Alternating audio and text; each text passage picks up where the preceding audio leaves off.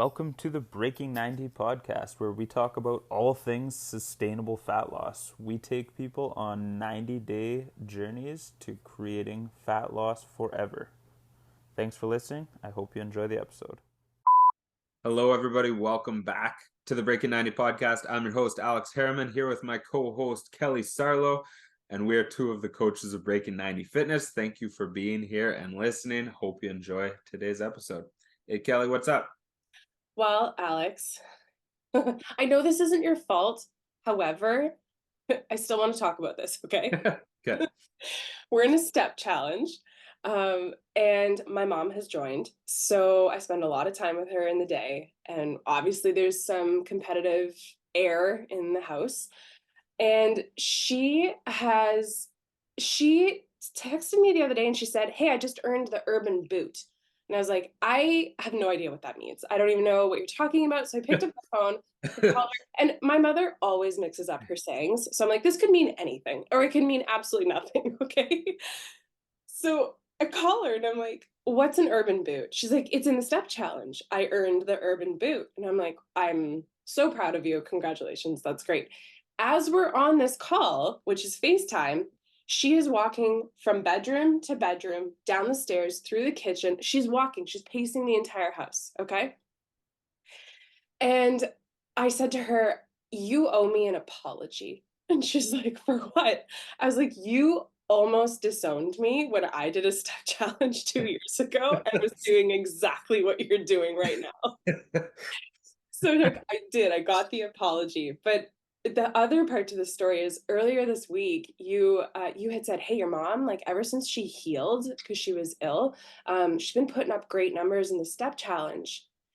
My mother is 62 and she did not heal. She currently has pneumonia. Oh God. Oh God, poor woman. I'm like, I don't even know where to begin to tell you that you need to calm down. This is like the pro and the con to running something like a step challenge. Like I would love for everybody to increase their total activity by like 10 to 20% by the end of a step challenge. But what happens is everybody increases their total activity by like 60 to 80% by the end of a step challenge. Yeah. And you had said, you're like, people are putting up aggressive numbers this week. And I was like, no, I was referring to the aggression in the attitude. That's funny. So funny. Anyway, So what was the Urban Boot Award? I don't know. She probably did 15,000 steps in a day or something. There's for everybody listening, we use an app called Stride Kick, and it like makes it fun by giving you little awards and stuff for hitting different landmarks. I was Googling it. Like, what could this possibly be? That's Anyway, amazing. That's amazing. I love it. what do you have for us today? Okay, guys, we just have a quick topic today. It's something we talk about all of the time. It's actually one of our guiding principles. So we're not going to spend a ton of time on it. It's something we've covered lots in the past. If you're looking for more resources, by all means, ask us. But it's important for us to reflect on our guiding principles. It's one of the reasons we have them, because we strongly believe in them, and it's something to we want to remind you listeners of regularly, because that's the reason we have them as one of our 5 guiding principles. So today's is discipline over motivation, and it's I don't know, arguably my favorite one. I don't know if it is my favorite one, but it might be my favorite one. I won't hold you to it. What's that? I won't hold you to it. I think it is, because it's like it's how I started the guiding principles. Is one of my favorite coaches, Jim Wendler, he always says discipline over motivation, and I've always thought about it a lot.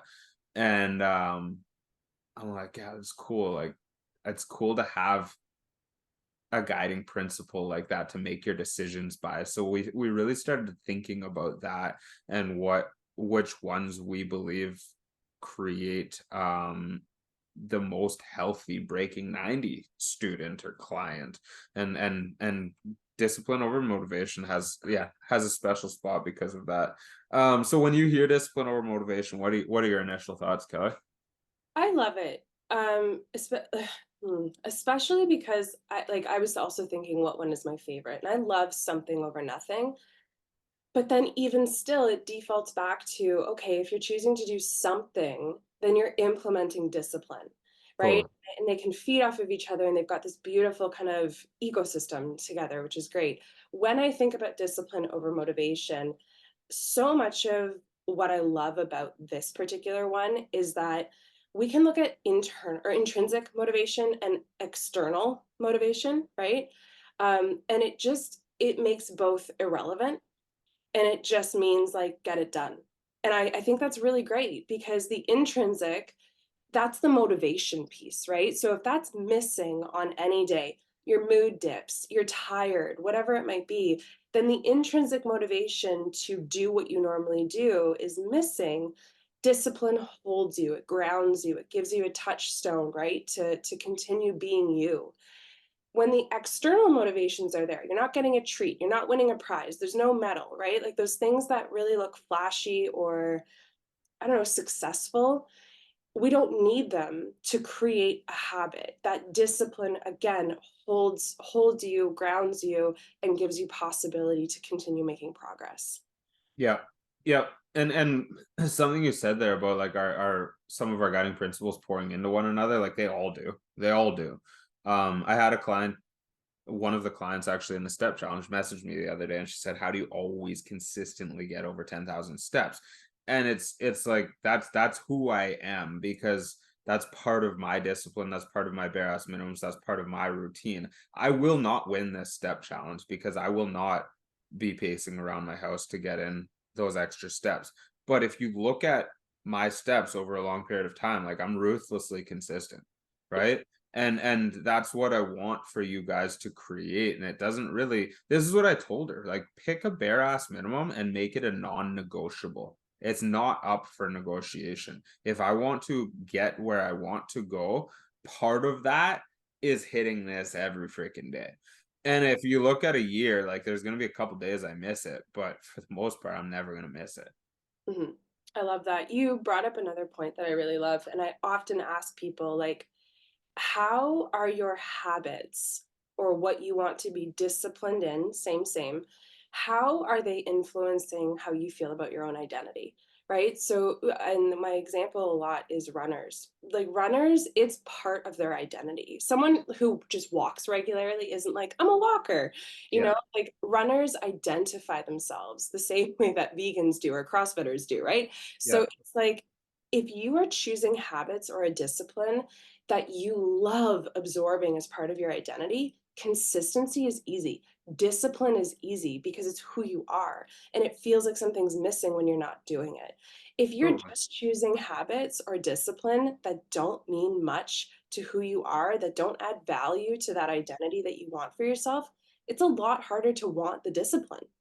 Yeah, and like if you're listening to this, circle back to our goal setting podcast. But like when you set your goal, we need to make sure it's important to us. If it is important, it's really relevant. We want to smash this goal, and then we break it down into manageable action pieces. Now I'm left with like, okay, if I do these 1 to 3 things consistently, I get to my goal.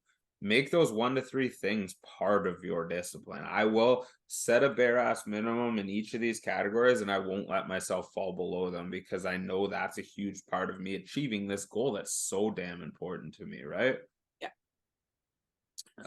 Really quickly, just want to touch on motivation. I've done it lots in the past, but motivation comes and goes, guys. Motivation's great when it's here and it sucks when it's not, but it's not always going to be here. So we need to ride the waves of motivation, but not rely on the waves of motivation. You know when you're coming into times of year where you feel motivated. You know when somebody invites you to a wedding or on a trip or to the beach in a week from now, you're like, oh, I'm going to eat so well this week because I want to look good on the beach. Like those are little bouts of motivation that are going to come and go.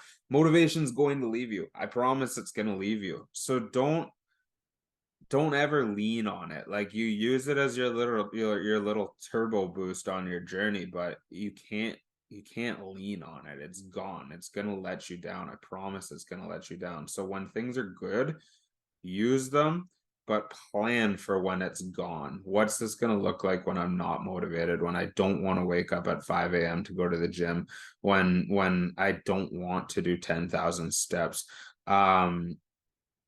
When you like as an example to this, if my one of my bare ass minimums say is to hit 10,000 steps, this is a random number. I don't want you guys setting a 10,000 step goal. I hate when people just pick that number. I wish I hadn't, but I did. And so if one of my BAMs is to hit 10,000 steps, when I'm ultra motivated, maybe I'll do 12 or 13 or 14. I'm not going to go to like 25, right? But unless I'm in a step challenge and I With want to win. Garrett. But most of the time, like it's like, okay, I'm motivated. Like, let's put in a little bit more work. But I have to remember that when this motivation dips, my BAM is 10. My BAM is not 12. I'm not going to be disappointed for not getting 12. That's not my new norm. That's how I'm operating when I'm riding this excitement, this wave of excitement, right? Um in most cases motivation follows action, and we believe it's the opposite in our heads. We're like, I'm gonna wait till that motivation comes and then I'm gonna take action. That motivation ain't coming. The actions you take now will create the motivation, and the motivation is fleeting. It will leave us at some point, but when we continue to take those actions, the motivation will come back. So don't ever wait for motivation. Love that. Any anything else you want to add there? Not a value, just a story. I went to the gym this morning and it's currently February, mid-February for anyone who's listening to this.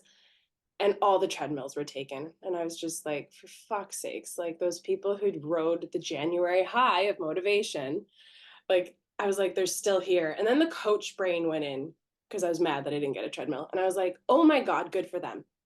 Their January motivation, where they did ride the high, is still here mid February. And I'm really proud of them. Yeah. Yeah.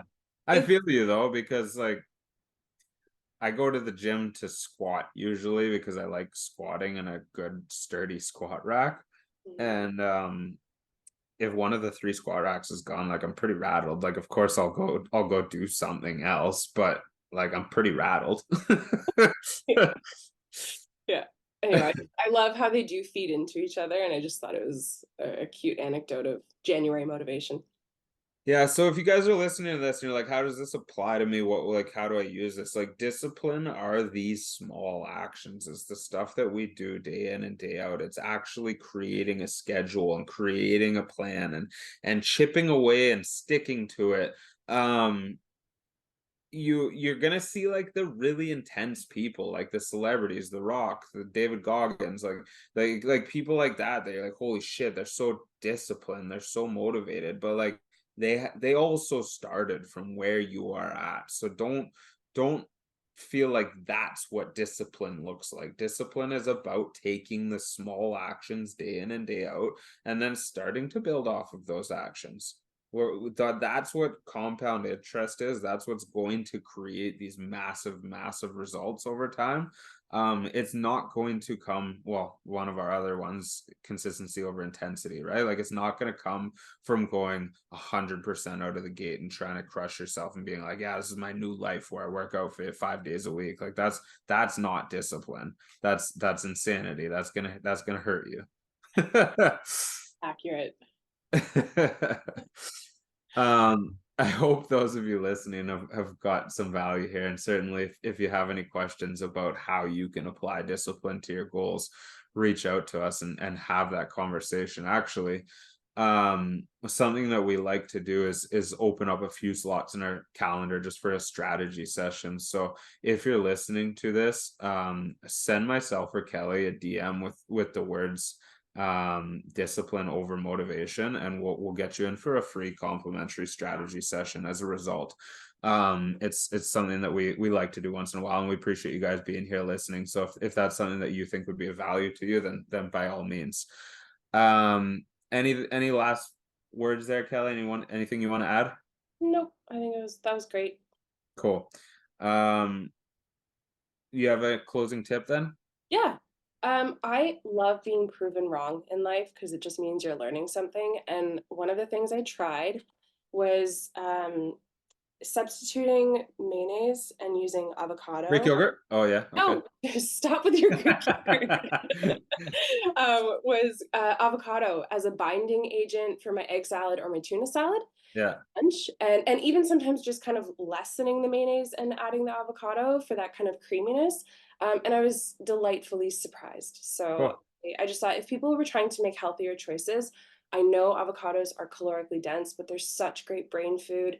They're the healthy fat, and they're tasty. So if that adds to the flavor of your lunch and your satisfaction of doing something healthy for yourself, there you go. My wife and son don't love avocado, but so every time I'm with my friends, I try to add avocado to everything. So the other night with a group of guys, we were having tuna sandwiches, and I was like, "Oh, let's put guac on it," and they're like, "That doesn't make sense." I'm like, "Yeah, yeah, yeah. You guys, trust me, it'll be so good." And they're like, "No, we're not putting guac on this." So like every meal we have, I'm like, "Oh, and we'll put guac on it." Funny. I now, yeah, some of the dinners at your place are now making a little more sense. Any excuse for guac, I'm in. That's awesome. Great. Well, I appreciate you guys being here as always. Wherever you're listening, please do us a favor, share it with some friends, take a screenshot, and save it to your Instagram story and tag at Breaking 90 Fitness.